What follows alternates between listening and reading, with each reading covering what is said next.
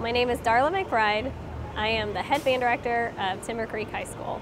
We're kind of still a little bit early season, and we're just coming off our big win at the Midland Regional, BOA Midland Regional, and now we're kind of entering the latter part of our season. We're headed towards obviously BOA DFW, and then we will be entering in the UIL area and making a bid for state. And we're going to finish out with San Antonio BOA as well. Yeah, well, last season was really a breakout season for us. I mean, we had been right there on the cusp of making finals 2 times in the previous season. And so to finally get over that hump and make finals and then make a big splash out in West Texas was really, really great. The other thing that I think was pretty amazing is we loaded up last year's performance schedule. I mean, we went to a ton of shows.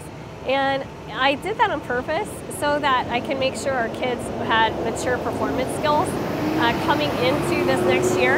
I knew it was important that we went to San Antonio last year. If you ever want to make state marching finals, you need to practice in the dome, and that's the best place to do it. So, well, I really believe in visualization a lot, and we have been telling the kids, like, pretend like you're in state finals, because if we can emulate what a state finalist band does, then we can make state finals. But we just didn't really have any context for that because none of the kids have been in that dome before. They've never seen it. We're, 5-6 hours away. So I knew our feet had to touch the turf in the Alamo Dome last year if we had any chance of doing anything state related this year. Well, we love going out to West Texas, and the show site was great. We had experienced a ton of really bad weather and had actually only performed the show maybe twice, and not even in a rehearsal. And so going out to Midland, we thought, wow, we got some great weather. This is going to be an awesome opportunity to get a good show in. We were a little tentative, the staff. I think the kids were awesome. But the kids really pulled off a great show, and some of the stuff, the very first time we did it was actually in prelims. And so I was so proud of the kids for doing that. So that was really, really early, and a lot of people thought we were crazy for signing up for it, being early, but I love that because it makes today like so easy. It's just great. We are super proud of them. What I really love about our students is that they're turning the corner on that maturity level.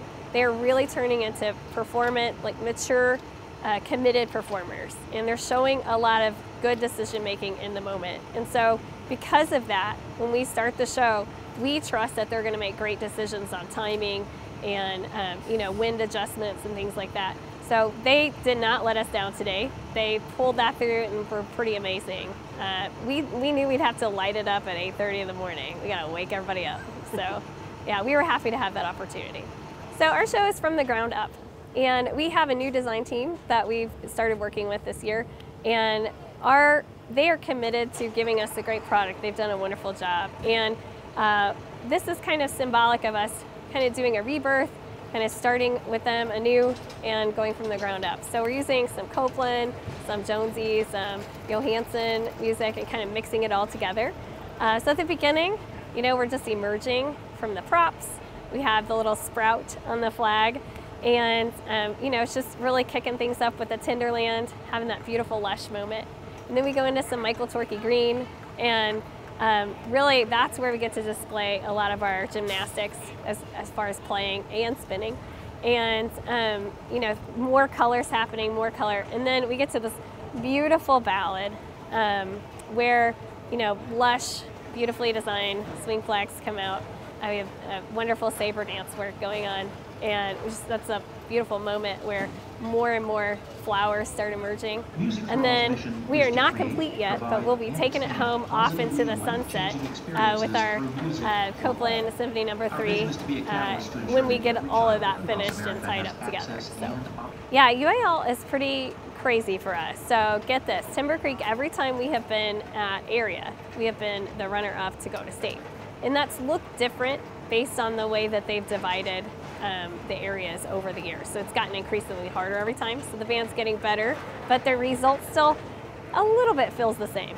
We have our eyes on the prize this time. I mean, the kids know what that turf is like in San Antonio. We put ourselves there every time we put our horn down. Like, how would you put your horn down in state finals? And that's what we're really, really working toward right now. And then of course, having multiple opportunities. It just makes sense on a state year for us to do that BOA San Antonio, the hardest show in the country probably going on. If you can put yourself in competition with all the other bands that day, I mean, that's pretty amazing and special. I mean, there's no other band event, I think, that's better than that in San Antonio. So we got our eye on 2 prizes at the end of the season, a state and then making finals in San Antonio. We absolutely have the best staff put together. So I'm just one small part of it. We have Hunter Bound, Daniel Malicon, Chad Mason, then Al Dunn and Laura Rogers. And you know, we have the best parents here building props and supporting the kids. It's really, really great to be a Timber Creek Falcon. So I feel really loved and supported, and we appreciate all those people so much.